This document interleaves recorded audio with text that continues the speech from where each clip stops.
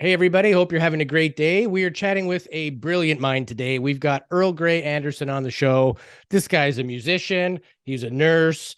He is a state director for MUFON. He's an experiencer. His mom worked for some top secret stuff for the government. Like, it seems no matter which rabbit hole we want to go down today, we're not going to be hurting for choice, Jay. I don't think so. He's definitely an intelligent man, like you said. And it's a pattern, isn't it, Louis? That it's always intelligent people that are contactees or researchers. It's not the way they used to do it back in the 80s, where they would show like some slack jaw yokel in the backfield, saying I saw an alien. It's actually really intelligent people. And it would make sense too. If you want to come and abduct our people, you want the brightest, the biggest, and best, right? You're not going to come for the lesser of the species. You're going to come for the best that the species Don't go for the has. runt. You go for the top of the list, right? Yeah. And these high name, high profile guys, a lot of them are the most humble people that we can talk to. The guys that know the most are the most humbled by the experience. It's the ones that think they know it all, and they're the quote unquote messiahs of disclosure. Those are the people you got to watch. And we know who they are. We see their shows too. We read all the same stuff on UFO Twitter that you guys do. We keep to ourselves. We do our own thing. We keep it fact-based. So let's jump down the rabbit hole today, Jay. We got lots to ask. And we'll run our music here. We'll be right back with Mr. Earl Grey Anderson right here on UAP Studies Podcast.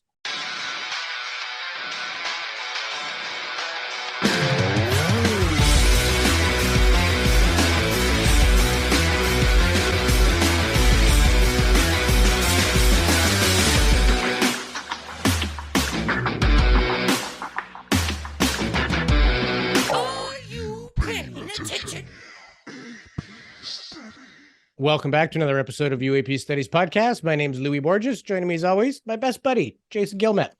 Hey, another weekend that we get to talk UAPs and UFOs with legends in the field and great researchers. We're so spoiled we get to do this, Louis. Absolutely. We kind of take it for granted, but it's just like, yeah, let's just get the state director for Southern California here from MUFON. Sure, we know him. We can get him on the show. And we are very blessed to have Earl Grey with us today. As I mentioned, he is the MUFON State Director for Southern California, has appeared on numerous TV, radio, film. In fact, he was on a recent Ancient Aliens episode. He is a former vocational nurse as well, from what I read. And he's also a published musician. He's got like 3 CD albums to his credit. So guy with many talents. He's got some cool stuff in the background I want to ask him about later in the show too. So, but first, welcome to the show, Earl. It's great to have you, brother. Thank you. I'm happy to be here, you guys. Yeah, we are obviously MUFON friendly. We have lots of MUFON people on here, and they all tell us different things, and everyone has still their own individual experience, even while doing the same collective things, and that's pretty cool. So for those who don't know you, I mean, you're pretty busy. You're doing 3-4 shows a week sometimes on various channels and podcasts, and you're like the traveling Earl Grey show. But tell us a bit about yourself and what got you into the whole world of ufology. You want the origin story right Let's up front, have it. huh? Yeah, the Peter Parker version. We get right into it. We don't dance around the table here. We'll give you the everything podcast. bagel, the full Monty of ufology here. We were talking a little bit about this before we went on air. My mom, back in the 1950s, she worked for Howard Hughes as one of his secretaries. She worked at the old Sepulveda facility, which was it was Hughes Aircraft. He had the movie studio and he had other various offices. But this was, he was usually there. He had an office that was next to my mom's, but they would communicate over an intercom system because he was a germaphobe. All that stuff in the movie The Aviator, that was true. And that was that period of time. But he trusted my mom for some reason. A lot of the secretaries that he got, he would tend to hire Mormons or people that didn't drink, smoke, or he wanted people that he could trust. And my mom had a background in law enforcement from back when she was a girl in Iowa.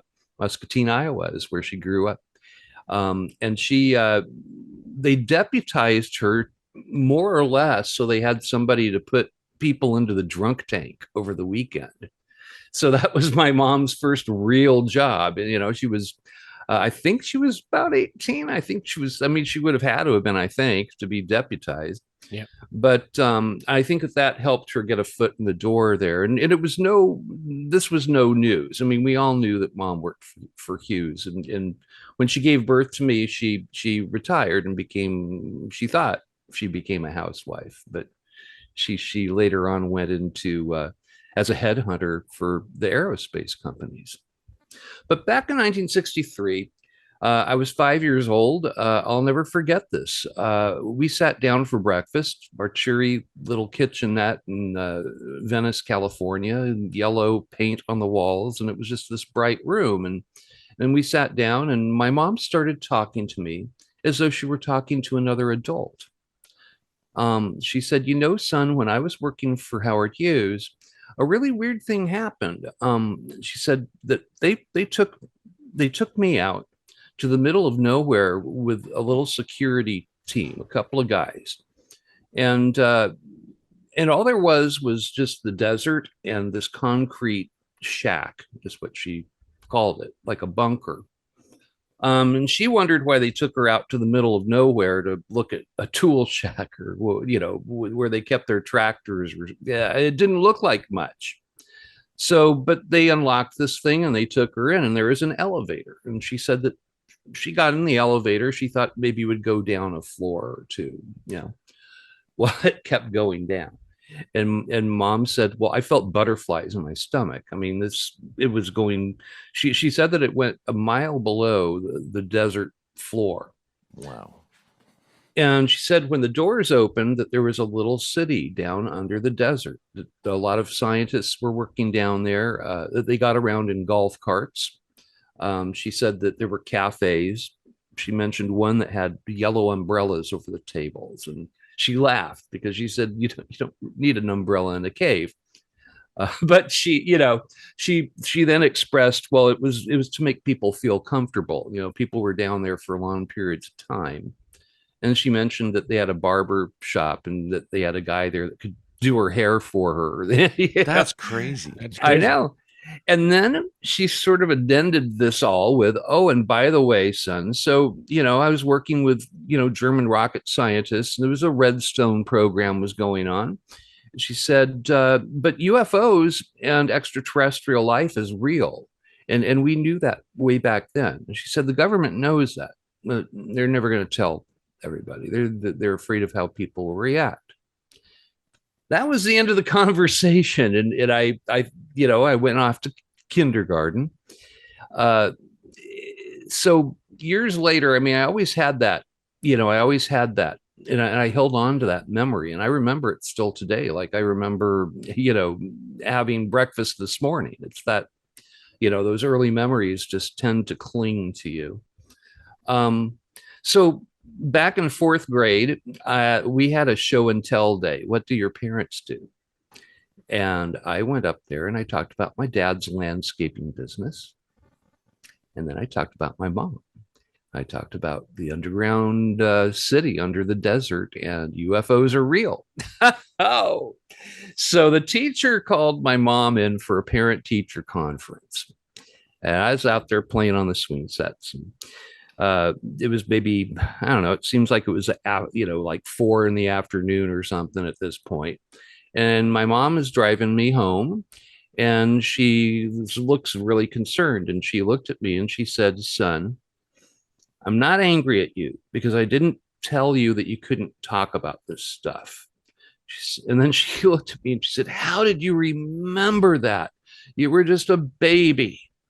And she was just looked horrified. And she's trying to drive, you know, and still talk to me and be, you know, rational and not angry about it, which I appreciate now that I'm older and I think about it. So she said, you know, son, people don't know about cities under the desert. They don't know about UFOs, and they don't know about aliens.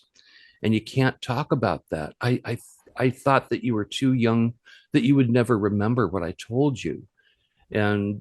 But to my horror, you're telling your class, you know, and your teachers know. And she said, your mom could get into really bad trouble. Your mom could actually go to prison if you talk about this, son. And that laid the foundation for my interest in ufology. And you know, it was like from birth somehow. And I always, it seems like, my mom said once, she said, you were down there too, Earl. And I is like, what do you mean I was down there? She said, the little city under the desert. I was pregnant with you. And I was still working there. So technically you went down. That's good, the image to picture as well. Just a pregnant lady in a bunker underneath the desert where possibly aliens were kept. Or some sort of technology. That's just crazy. What an image. She never mentioned working with aliens. She just mentioned it was a real thing. And, I tried to get her to talk more. I mean, 1977, after Star Wars, she one more time, I got disclosure. She said, you have no idea how close to the truth that movie is, son. The spaceships of different races, but they're never going to tell the public. They're afraid of how people are going to react. And then on her deathbed, she wasn't going to tell me more, and I was hoping she would, but she confirmed that what she told me was true. And so when she passed away, that was the end of the possibility of getting my golden ticket of disclosure. She was gone. She didn't leave any documents. So that's when I, started researching the phenomenon for myself, just kind of reading every bit of literature I get my hands on. And everybody was contradicting each other. And this guy says he's absolutely correct. And this guy says, no, that guy is wrong. So I decided the only way to do this is to go hands-on. And the one name that kept popping up from book to show to periodical was MUFON, the Mutual UFO Network. And I, did a little study on them. They when Project Blue Book closed their doors in 1969, MUFON opened theirs, and we've been doing the Air Force's job ever since. And that's how I got here, you guys. I've seen that on MUFON t-shirts before. I think that's awesome. I want that shirt. I don't think they print that one anymore, but it's a good one. So from the early onset, your mom tells you quite a bombshell about reality, saying that, she wasn't hiding anything from you, which is good. I mean, when our kids were little, they're not so little now, but we were dead serious about never telling them that the tooth fairy was real, that Santa Claus was real, right? Because you're teaching that it's okay to believe in something and then have it cut off from you and not being real, right? My dad was like that too. They really? Let it in Santa Claus or the tooth fairy or any of that. Yeah. Yeah. But just telling your kids honestly, look, this might be the reality that we're in, and it I wouldn't say indoctrinates, but it does allow the child to keep an open mind, saying that this is possibly real. This is an occurrence. And I think we teach our kids or condition our kids to stop looking at this stuff as valid and to dismiss it if it doesn't fit the mold of what society tells you is reality, right? So it's good on your mom for being honest with you, right? I've had, since I joined MUFON, it hasn't been a regular occurrence, but a couple of times I've had like a couple people from the DOD. Most recently, and he is a guy, he is a DOD operative, and he told me, Earl, I've read your mom's file. He said, your mom did not lie to you. And it's like, she has a file. Can I read it? It's like, no, no.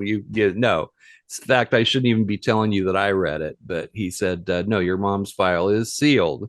But your mom didn't lie to you. And you could be very proud of your mom. She was a patriotic American, and she was telling you the truth. That's nice. Wonderful confirmation. That is awesome. So you've researched over 900 cases with MUFON. Yep. What are some of the ones that really stand out in your mind as being phenomenal cases? Oh, wow. I know that's a loaded question, but if you can think of a couple. There's certain cases that stick with you. We had one case where there were two women that took chase in their little, the little Austin Power British cars. What are those called? The Mini? Yeah, a Mini Cooper. All right. Okay, gotcha. So it wasn't a race car, but they took chase after two spherical red UFOs that were traveling at quite a clip. This was in Azusa, California. Azusa is named, the name of Azusa is A to Z America, right? Azusa, or USA, A to Z USA. So, but anyway, it's just kind of like this all-American town in the middle of San Bernardino area. So they took chase after these two orbs and they got caught in a cul-de-sac and they couldn't follow them any further. So they, frustratingly, they had to stop the car there, and they're sitting there watching these two red spheres doing what we call the falling leaf motion over the mountains there, where they're just staying in place, but they're kind of going back and forth, up and down. And that is a thing. We see that it probably has something to do with electromagnetic propulsion.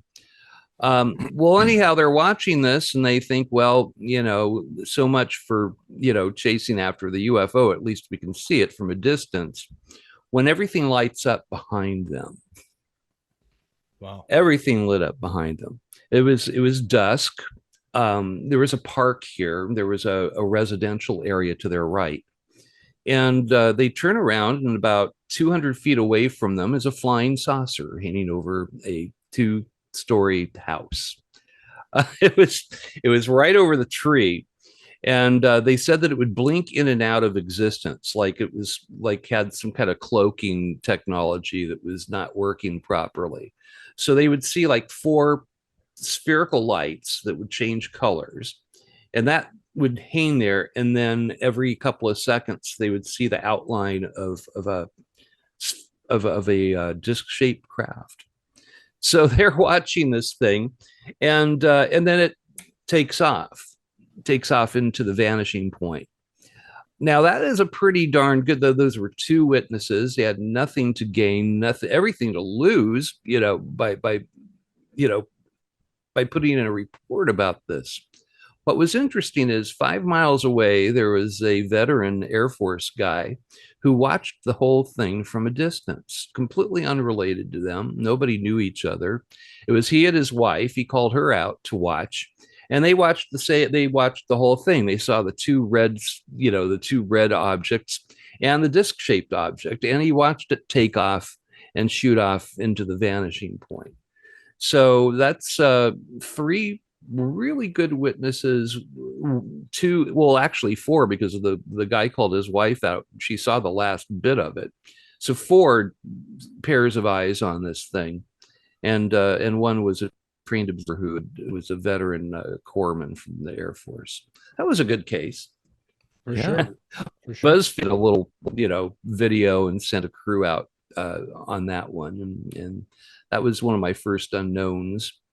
It was about 6 years ago, I think, around there. So, okay.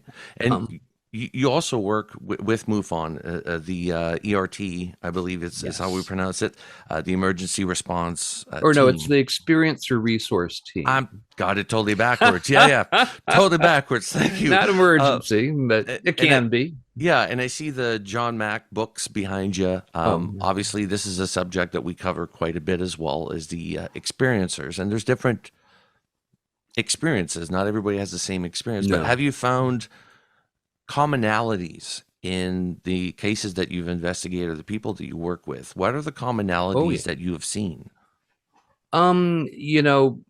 People come from all manner of backgrounds, but I noticed that a lot of people who are either abductees or visitees, contactees, it seems to be hyper intelligent folks. Oftentimes people where the family has a military background, like people like myself, with my mom in officialdom. I have another case that's an ongoing one that was from my hometown, and the whole family, they were all taken. They had about 5 hours of missing time after the house flooded with light. Two blue fireballs were hanging over their house. First one crashed into the horse pasture in front of their house. But their father was actually, he was in the Air Force, and he was part of Project Blue Book. He took, the son and the father, the son saw the initial blue fireball hit the horse pasture. the night before, but the father hadn't. He'd just heard word of mouth.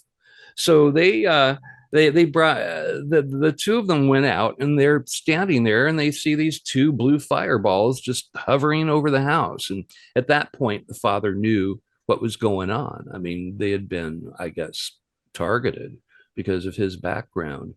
And apparently he worked in a deep underground base as well. I mean, they told a story about, take your kids to work day. And apparently the dad took them in an elevator to this giant computer complex in White Sands, New Mexico, which, by the way, is where Werner Braun was stationed when we brought him over with Operation Paperclip. And my mom said that Werner was a friend of hers. He'd pop up on Disney or something, and Mom would go, "Oh, that's my friend Werner. And he's a charming man." And it's like, Mom, isn't he a Nazi? It's like, no, they forced him to do that, son. He just wanted to go to the moon, and he's actually a good American and charming guy. So, there's this connection. I think military is a powerful one. Other people, it just seems like the abduction visitation phenomenon runs with certain bloodlines. People with O negative, O positive blood seem to be more commonly experiencers. O positive and O negative. Okay. I mean, I find that, I'm an experiencer myself. It's a long story, and I don't know if you want me to go down that path, because this is your episode, my friend. This is your episode. It's about you. But my wife and I, we experienced what we call our weird week, and it was when I first came to MUFON. I tried sort of my version of a CE5 meditation. I was very out of my naivete. I was sending out the message, I want to meet you, and you can abduct me, and you can even take my DNA if you want. And that is what I sent out there. Is like, don't do that, kids. Not something you want to do, or you might want to specify, because I got the little gray guys, and they're not talkative. They're all business, and they took a lot of blood from me, which is DNA. Didn't get probed, but I couldn't move. I mean, they used portal technology to get into our room. It flooded with light, like you hear all the time. And it's light that is not what we think of as light. There's some calming thing about it. It's a bluish tinge to it. My wife thought that I had a mental breakdown. I mean, when I could finally move and yell, that's what I was doing. It was 2 a.m. And, her whole attitude was, oh my God, is this what I have to look forward to? You've joined this crazy UFO group. And I just curled into a fetal position. I was confused. I didn't know who to talk to. And 2 nights later, my wife is the one who's shaking me. And again, our room was flooded with light. It's flooded with light with no source. There's no... the way photons work, you have to have a source, and they, whether they're waves or particles or wavicles, they don't just come out of nowhere. But it was as though it were its own source somehow. And she's shaking me awake, and she started pacing next to the bed, and she said, "Oh my God, Earl, you need to tell your little friends." I didn't explain that they were little, diminutive. She said, "Your little friends to leave us there." I won't use the word alone. I didn't sign up for this. And while I was horrified that my wife had a similar experience to what I had, at least now she knew I wasn't insane, which was, thank God, 2 nights after that, we both woke up to our room being flooded with light again, but this time it was also coming from above our house. We lived in downtown Burbank. I mean, it was not a rural area. Right. So, whatever was going on, I don't know how many other people could see, but what I know is that our visitors are in control. And when they make your space into their space, the time is different. Sounds are different. Your thought processes are not even your own. They're in control. I mean, I've had a close encounter with a craft since that happened. And again, it was a teachable moment. I don't think they were doing an air show or, circus act for my benefit. They were trying to teach me something. And what they were trying to teach me was that, you're not going to grab your phone and take videos or photographs. You're not going to get, you're not going to call the MUFON Star team in and call the press and et cetera.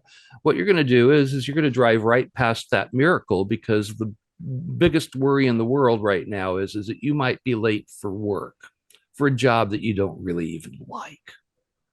So I was 2 miles away from this miracle that I saw. It was a V-shaped craft, boxy looking, hanging there defying gravity. Is this massive tonnage, and there's no way to explain how it was there in the sky. And it was 35, 40 feet away from me.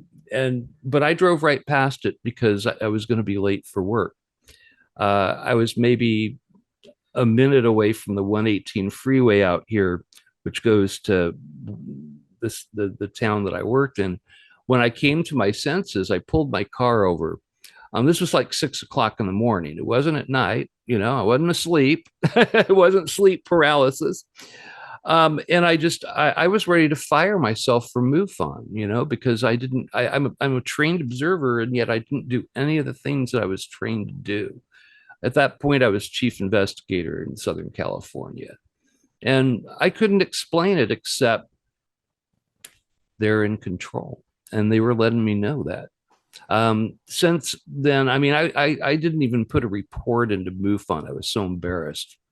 But then our state director at the time, Jeff Krause, had a similar occurrence with his son, where they watched a disc craft fly across the mountains of San Luis Obispo, where they live.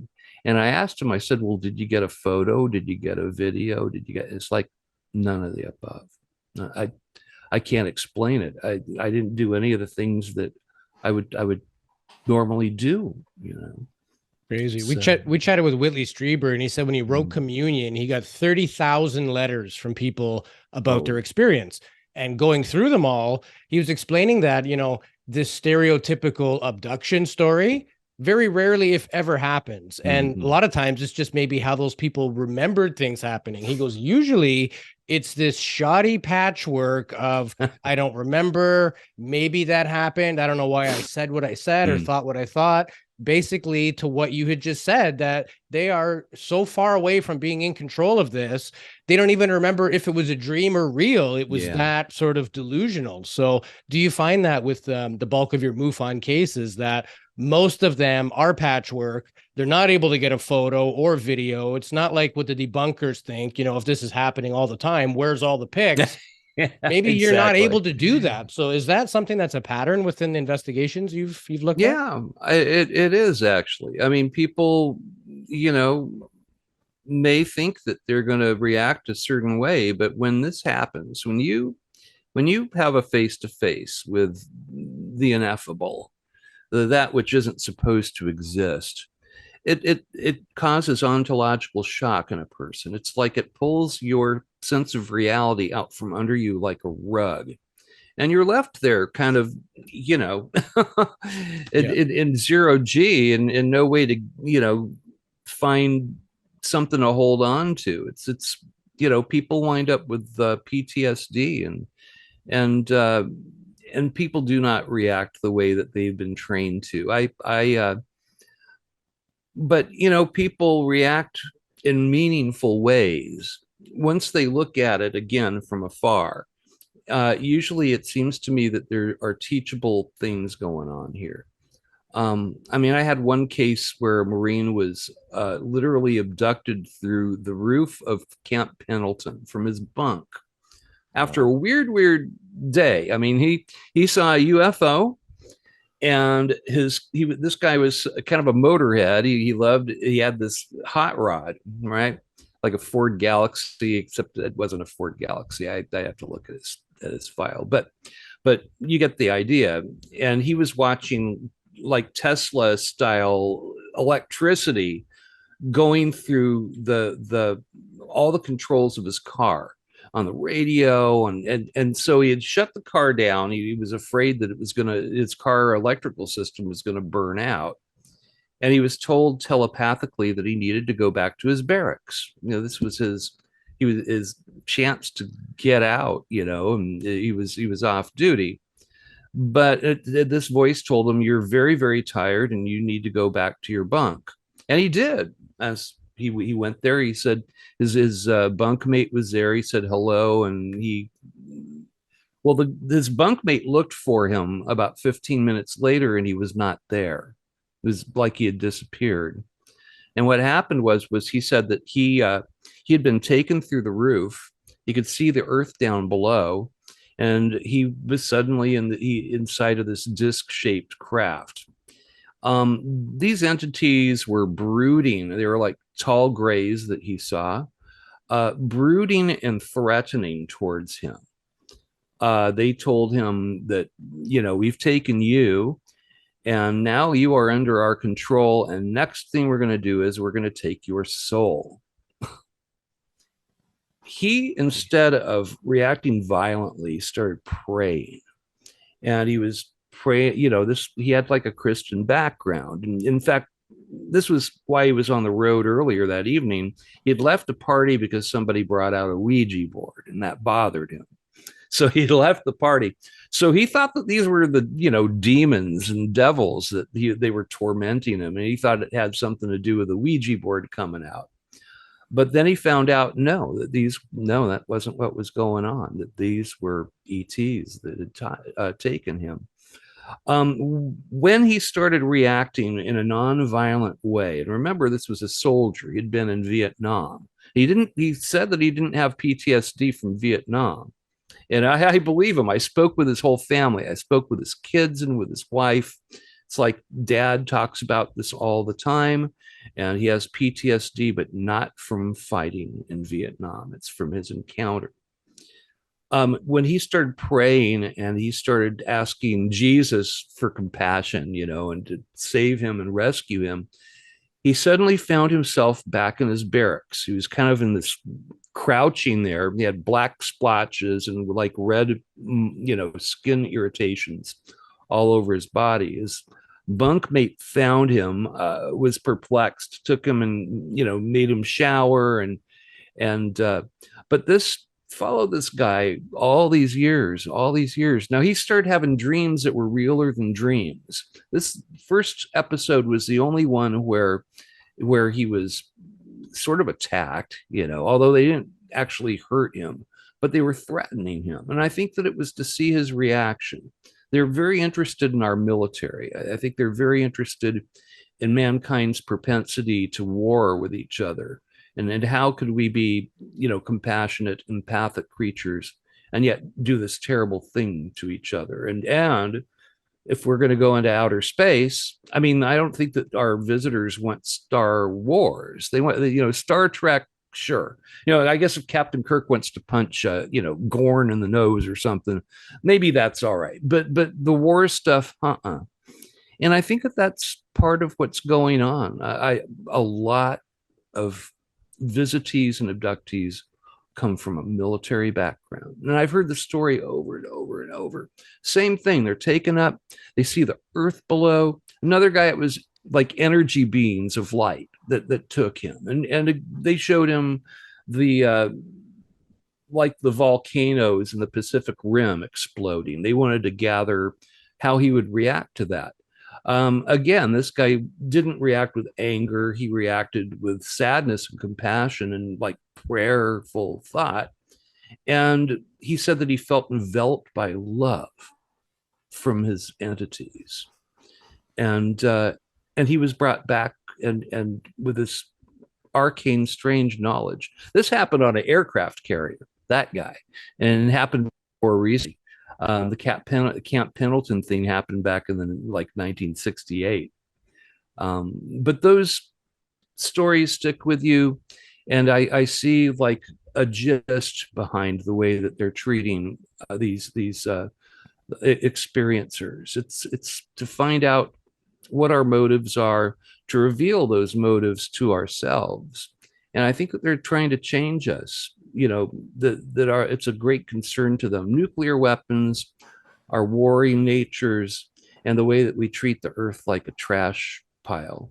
Those all three, I think, have accentuated us in their eyes, and I think this is why there's such an interest in us on their part.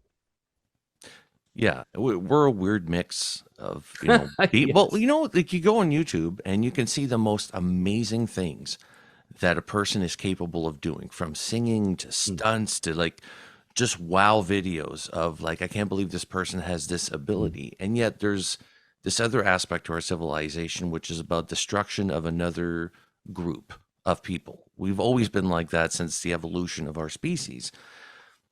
We were talking with Avi Loeb, and he was mentioning that, most likely spacefaring entities that are able to visit other civilizations are peaceful species, because if you're a violent species, you're most likely to destroy yourself or pick a fight with the first new species that you discover, right? So it made sense when you described that. Now, we were talking about like the disorientation that you get when an alien abduction happens, and I was trying to search for a word that would describe it. Discombobulating is probably the word that describes it the best, right? Exactly. You're taken out of it and nothing makes sense. Your brain's trying to process new information, an alien experience that has no point of reference for. And that's what makes it hard for these people, is that they're trying to compartmentalize or make sense of something that is way beyond our ability to comprehend. Louis, you say it all the time. What's that quote that you say? Yeah, it's not stranger than you think. It's stranger than you can think. So your brain just wants to make sense of it. That's the nature of your mind, is just rank and file it somewhere. It's like pareidolia. You see Jesus in the clouds or something, right?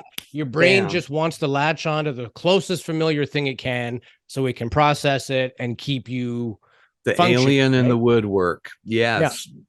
Or the eyes and the mouth on the back of every single car, right? That's right. Yeah, you can find anything you want. We try to make sense out of everything. Like, there's a mouth there. There's a couple eyes, but it's all about the observer. But I heard you mentioning the military bases, and I wanted to ask your thoughts on two things. One, sort of Robert Salas, Malmstrom type things where they're shutting down our nukes. Robert's a great friend. He was just at our MUFON meeting last Sunday. We've chatted with him a couple times as well. Yeah. So I mean, that's been happening. So there's validation on the military end. But I mean, look at the recent Arrow hearings, and we've been talking about witness testimony and experiencers. Nowhere in their dialogue is there space for that. It's like, if our sensor data didn't collect it, it didn't happen, we're not talking about it. Like, that's like saying a murder didn't happen because the Navy didn't have sensors to capture it at the time. Like, it's infuriating to hear it. So as an experiencer, as a child of somebody who's worked with the military, you're kind of the perfect link. What do you think about hearing government dialogue that has no room for just anyone with a camera, as Kirkpatrick said? Yeah. Well, I think they're in a kind of a quandary, because on one hand, the genie is out of the bottle. Pandora's out of the box. I mean, when the tic tac and the go fast and, all those videos came out in 2017. And Leslie Kean wrote an article that was on the front page of the New York Times.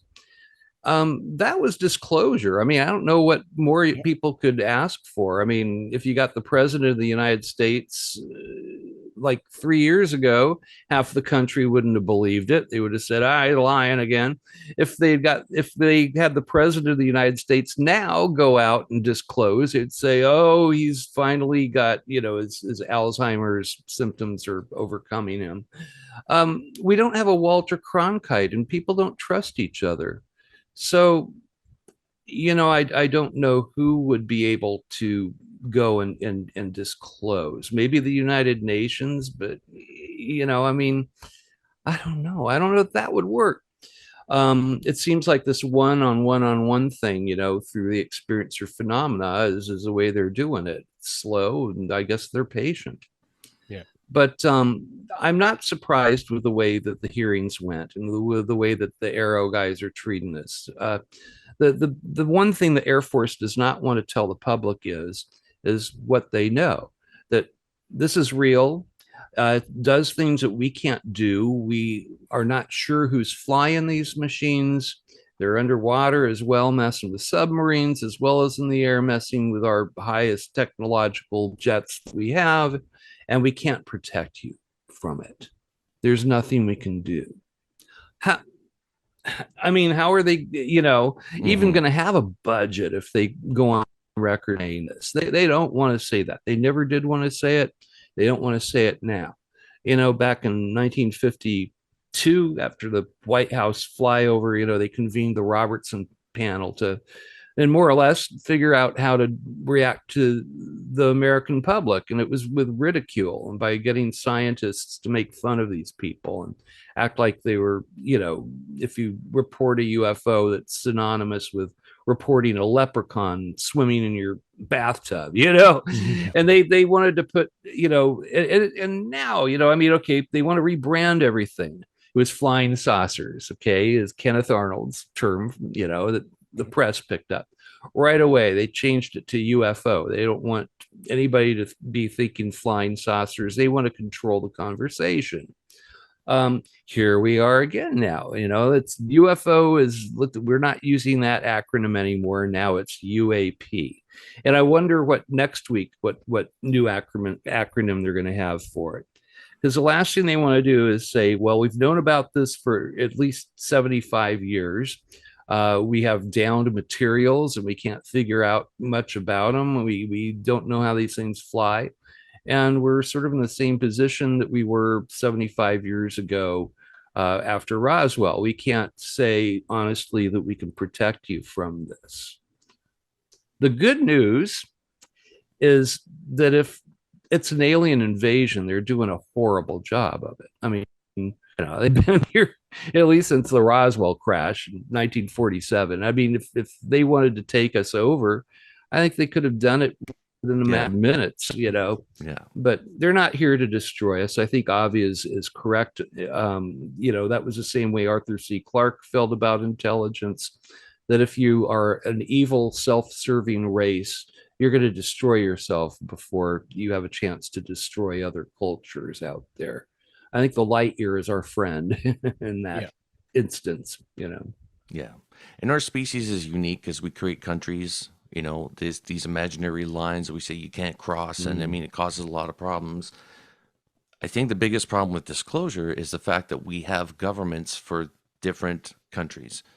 There's no unity in this problem. There's no global work really where everybody's saying, hey, we have a unified problem right now with these entities. Like UAP could be, universal alien problem, because that's exactly what it is. And it's hard to disclose this and investigate it, compartmentalizing it per country, right?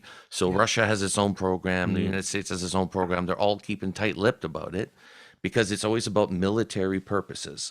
Weaponization and money, always, and money. Yeah, exactly. So it's huge How business. can we use this in war? Yeah. And as soon as we share with the American people what we know, we're also sharing it with foreign nationals. We're sharing with Russia, with China. We're sharing with people that are not necessarily good actors. So I get their quandary. I understand it. And do you want officialdom to disclose anyway? I mean, do you think they're the right guys to do it? The military? I don't think so. I mean, it's kind of shoot first, ask questions later. I think it's much better for disclosure to happen like this right now. This is disclosure right now, what we're doing.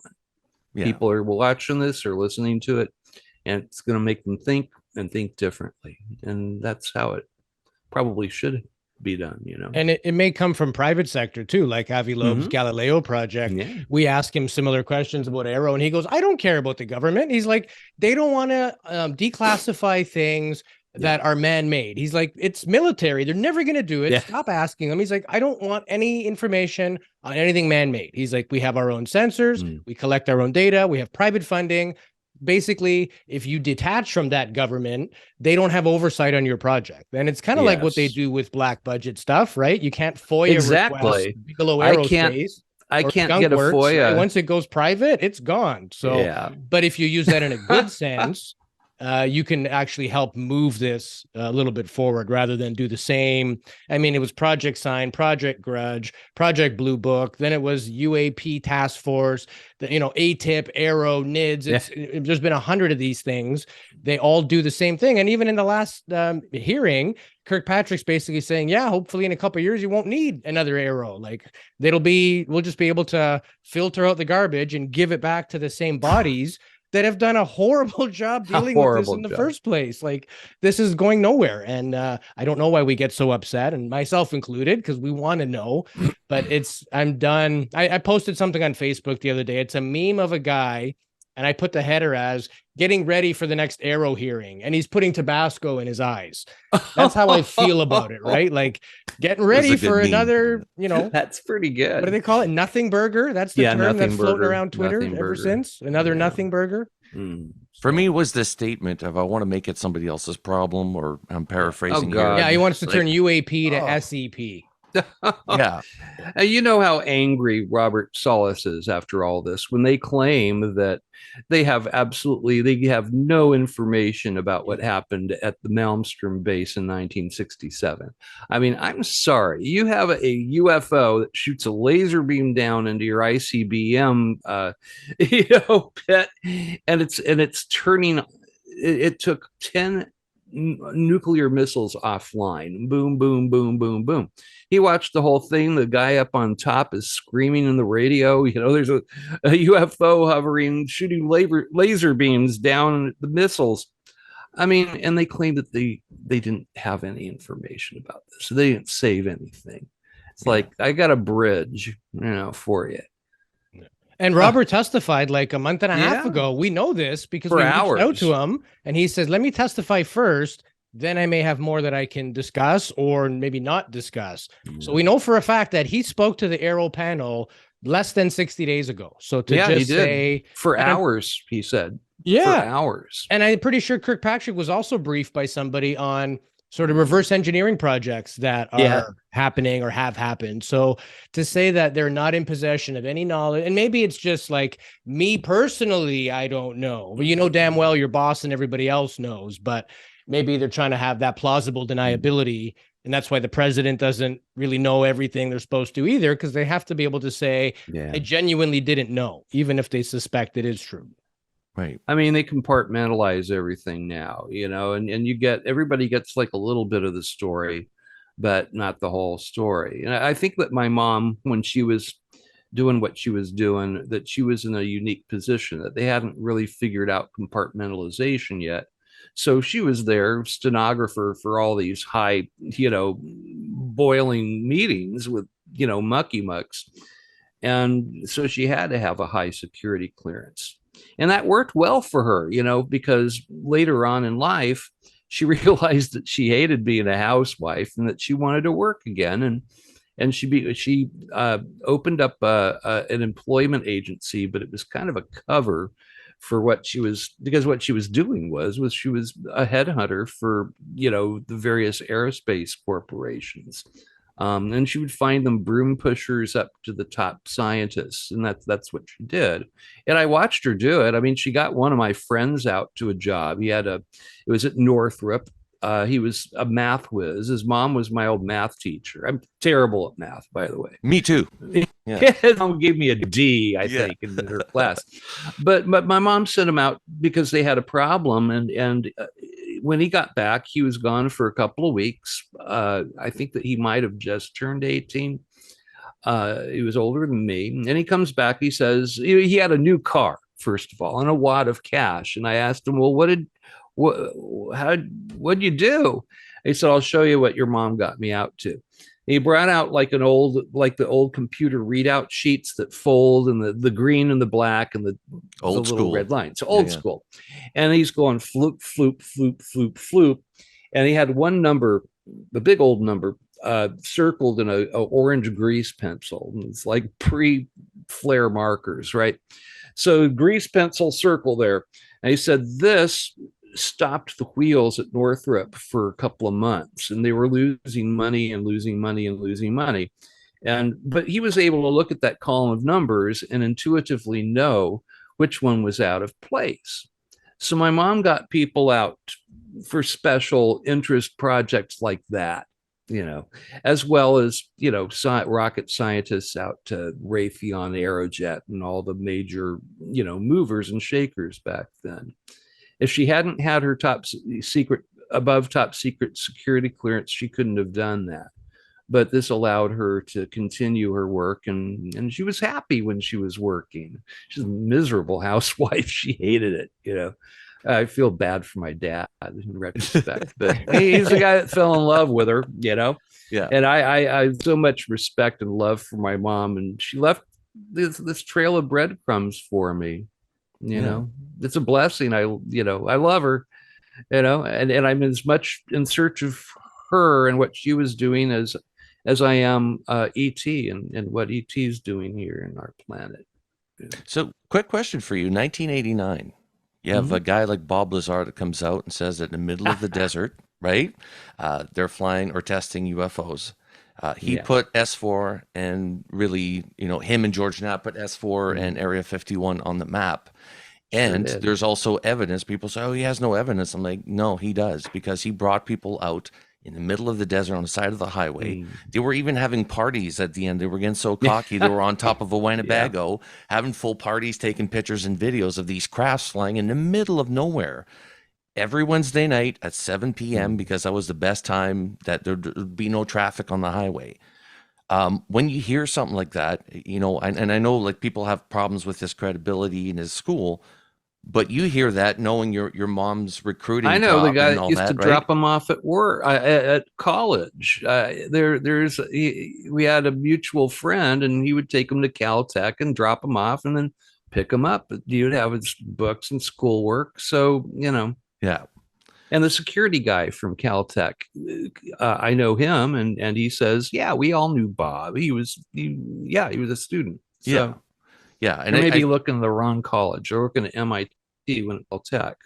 Yeah, and from the get-go for me, I mean, I remember that watching that on TV for the first time when he was portraying himself as Dennis, which was the name of his handler that he hated.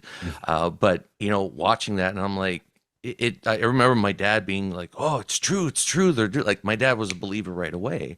And I was like, holy crap, this guy might be telling the truth. And that was probably one of the biggest bombshells.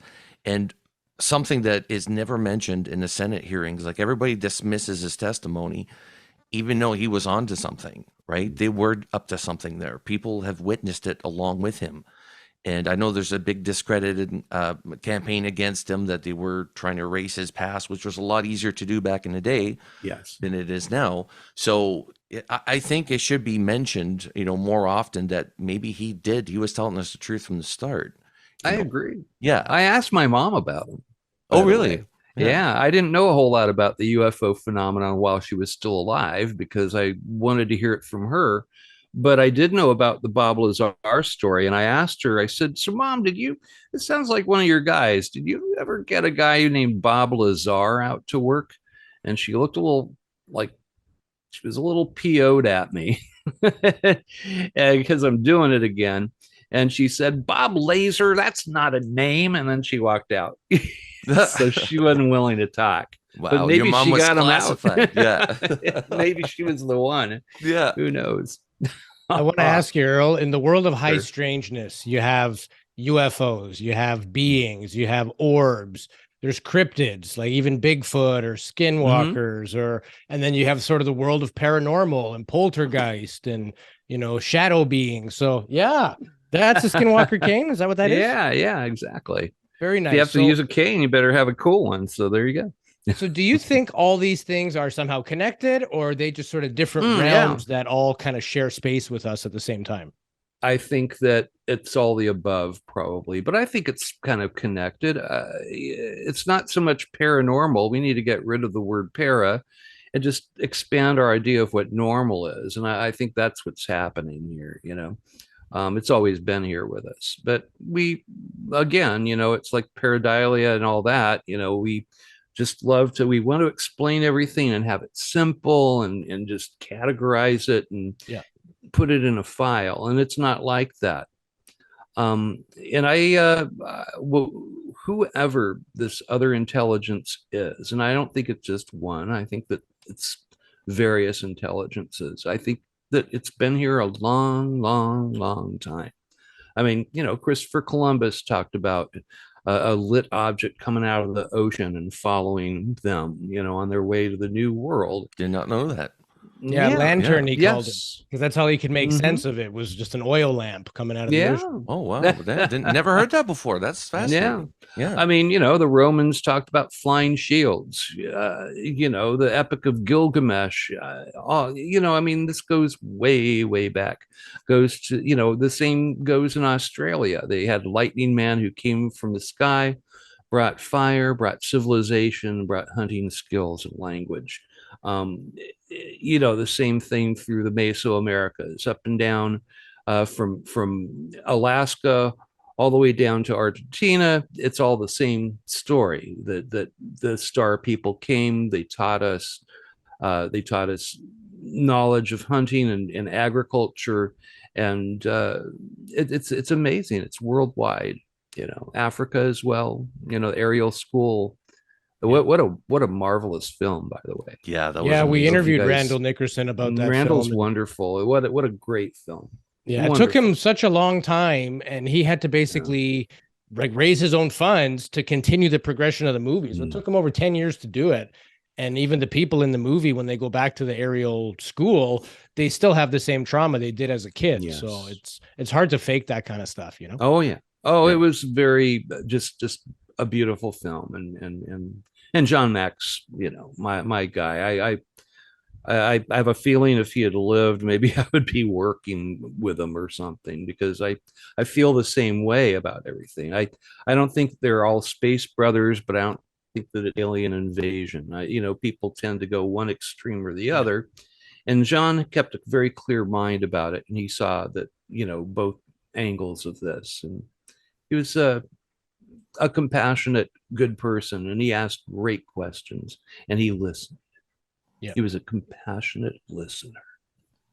Yeah, he's a pioneer. Him, Bud Hopkins, and even Whitley are pioneers in the research of this phenomenon. And you teach a course about ufology, which is really great, because we talk about it all the time, how it should be a university course or something like that. And you actually teach that, right?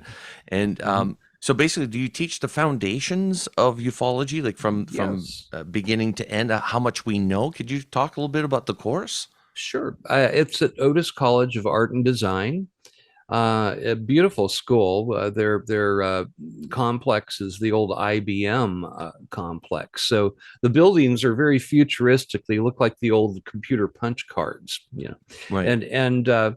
But it's a credited class that I teach with Dr. Heather Joseph Witham, who's she has a doctorate. She's a folklorist, but she believes that the UFO phenomena is very, very, very real, as do I. So I teach the course with kind of an overview of all the high points of ufology, from, Dr. Hynek, Project Blue Book, ancient aliens type stuff, historically.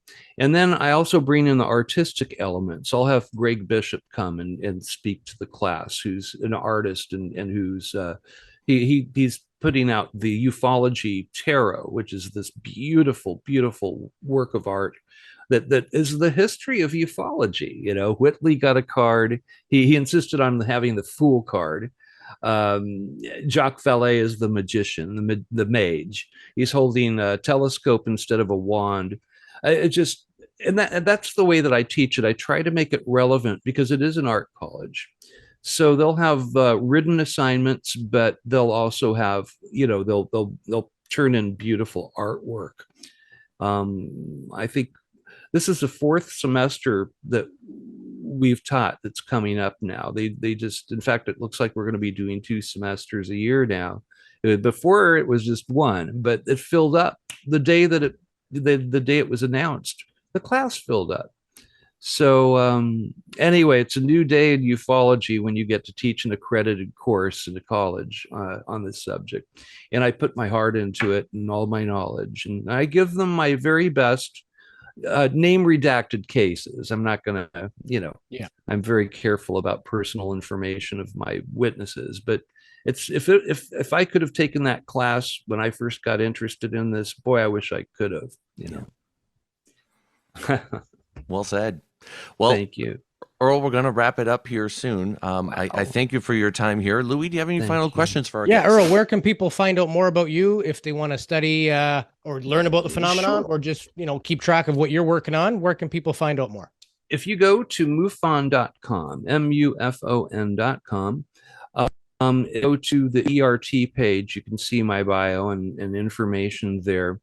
If any of this sounds familiar to you, if you've seen a UFO or you've had contact, face-to-face contact with entities, if you go to MUFON.com, you can click either report a UFO or report an entity. And if you live in the Southern California or the California region in general, I'll probably be assigned that case, or I will assign it to one of my teammates. Same goes for a UFO. If you see a light in the sky, or if you see a freaking starship up there, the Starship Enterprise, you can go and report that, and we will take you seriously. Scientific background of my teammates is wonderful, but the compassion runs. There's perfect balance. I make sure that my teammates are all very compassionate, not judgmental, and open-minded. Because every good UFO case has intentional absurdity in it.